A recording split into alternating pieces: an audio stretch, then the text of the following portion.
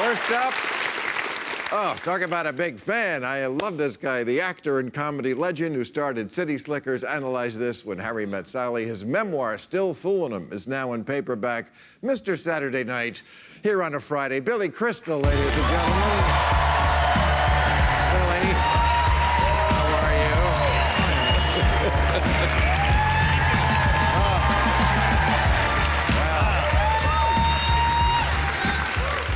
Outstanding. Very funny. Oh, please. That's... No.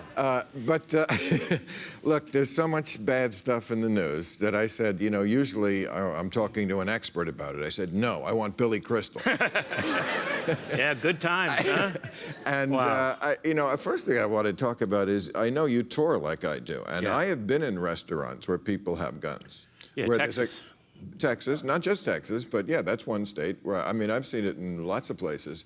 And boy, you really realize that we live in a little bubble out here when you see that, right? Oh, yeah, I did this tour and it was great, but San Antonio, Houston, there's guns in the audience. Yeah. So I thought cell phones were a problem, you know. Right. That's a heckle. But you see them on a coat rack in a restaurant. You see them on a table. People with holsters. I mean, back of a truck. Yeah, they're very well-behaved waiters, though I have to say. Yeah. but it's the culture that we have, and we love our guns. Yeah, that's the problem. That's the problem. It's the psychology. I agree. It's in our culture. Yeah. The language of guns is in our culture. What do we want from a politician? We want a straight shooter. Oh, look at her. She's half-cocked. You know, if a song is a hit, it's number 10 with a bullet. A bullet, yeah. Right? Watch a football game. It's all guns. They're in a shotgun offense. Right. You know? He's got a rifle for an arm. He's got a lot of weapons in his arsenal. Yeah. He looks downfield. He's got the receiver in his sights. He hits him with a bullet right in the chest. It's violent. And this horrible thing about, well, we don't want to talk about it now. It's not the time to talk about it. Right, never when it happens. I don't understand. Do you understand? I don't know, of course not. It's ridiculous. I mean, when is the right time? I mean, we have another hurricane heading our way. When are we going to talk about that? When is Scott Pruitt going to realize that he's the head of the Environmental Protection Agency? Oh, plus 33,000 jobs. We had the worst job report in 7 years because of the hurricane. So you'd think the party of business would get that in their head. You know, the one thing that might ring a bell. Money. Money here. Bill, this is a huge bell to ring. Yeah. You know, this is a real gong. When you're in places like that, I always say this. I'm curious if you find the same thing. I like the audiences even better in a red state. They are more surprised to see me. I don't know about you, because you appeal to everybody. I don't have that luxury. Oh, come on. But no, I mean, you know, the conservatives don't come up, but there are liberal people in red states, and I find audiences are different in the Trump era. Yeah. A lot more shouting out supportively, but they are crazy. Everybody's a little crazy. It feels like wrestling. It feels like professional wrestling. Trump feels like Vince McMahon from the beginning. I thought he was like, this was like, we're going to show up Thursday. Right. It's that kind of stuff. Isn't he awful? It's just awful. Well, So I was on stage, and they're very emboldened because they love to yell at you. That's So I don't do a lot of political stuff, but I stumbled into a really funny thing. I was talking about my old friend, Howard Cosell. Oh. And I had known Howard for years. Kids, you know Howard Cosell? Okay. And one year, Howard was voted the most loved and the most hated man on television in the same poll. So he's very similar to the guy running the show right now. Yeah. You know, love, hate, love, hate, love, hate. And so I said, you know, I loved him because he was smart, he was outspoken, he was brazen, he had contempt for society, and he just, as he would say, I told it like it is. In sports. Yeah, but wouldn't he be great covering the White House? Yeah. There's the guy I want, so I started riffing on it. Let's take a look at this cabinet up close and personal. This is the cabinet of Dr. Caligari, if I've ever seen it. Let's start with Betsy DeVos. Education. One should actually have an education before you get that job.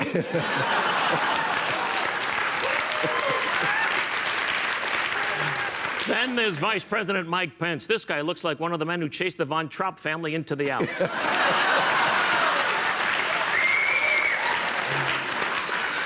So I'm scoring lefts and rights, right? So I finish the thing, and you finish a big hunk, then it settles, and you move on to your next thing. Out of the dark, a woman yells at me, "Honor the president!" Crowd boos. They boo. And I went, "Folks, I'll handle this. I went to college for this. Let me do this." So what is it, ma'am? "Honor the president." She won't stop. So I say to her, "Listen, when he honors all Americans, then I'll honor him." Big applause from the audience, right? "Honor the president." She won't stop. Now you feel like you could lose the show. So I said to her, "Listen, I appreciate that you love this man. I appreciate that. I respect that. So I'm going to use his own words on you. Get her out." I don't know if I would have been that nice to her. Well, I have trouble being that nice to a Trump supporter like that because he's so insensitive. Of course, it bothered me that he got elected. It bothered me more that so many people in this country would vote for somebody so vulgar. I know. And who's been so rotten to so many people in such a personal way. He is the most, I mean, what is your favorite insensitivity of Donald Trump? There's so many to choose from. Oh, well, it's when he doesn't say something that's also awful. I mean, all the comments about, from the beginning of the debate, I hated the taunting, the little Marco. Yeah. I don't like, now the little Rocket Man. I hate that. I mean, I'm not a big guy, so when everyone taunt me, I don't like it, but, Right. This guy's got missiles. Right. Yeah. Just shut the fuck up. But Holocaust Remembrance Day, he doesn't mention the Jews. Right. If any, there's a day to mention the Jews, Right. it's Holocaust Remembrance Day. Then when they march in Charlottesville and they're screaming, "Jews will not replace us, Jews will not replace us," he's the grandfather of Orthodox Jewish children. Sure. His son-in-law, who he loves openly, is an Orthodox Jew. His daughter, who he loves suspiciously,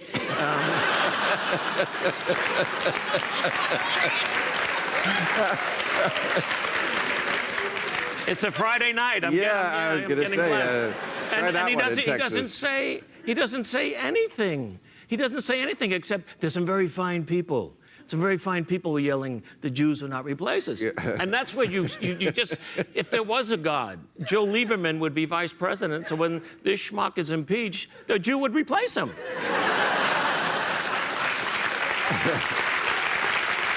So, I had a show a few weeks ago with Salman Rushdie and I saw it. Tim Gunn and Fran Lebowitz is here, and it's 4 people over 60, and we got to talking about age because I said this doesn't often happen on TV, and I thought you're coming on. You and I are both now rapidly approaching 40, and on my IMDb page, maybe. Yeah. and sad that they laugh so quickly. Isn't I it? understand. Yeah. But it sort of is the last group of people you can shit on in America, isn't it? I mean, there's every sort of shaming, slut shaming and victim shaming and fat shaming. But if anybody screws up who's even our age or older, immediately you go to, not an individual, well, what do you want? He's 80.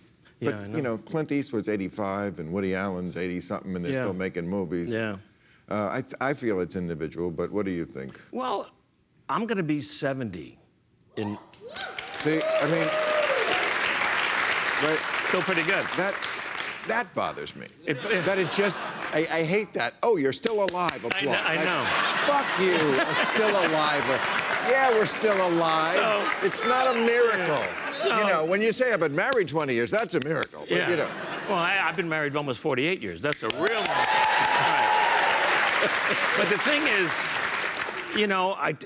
I talk about it in my show because that's where I'm at now. I can't talk about dating. Right. No, yeah. Hey, your oxygen 10 of mine. You can't do that. Want to see some spider veins? But you're not helping. I'm not helping you.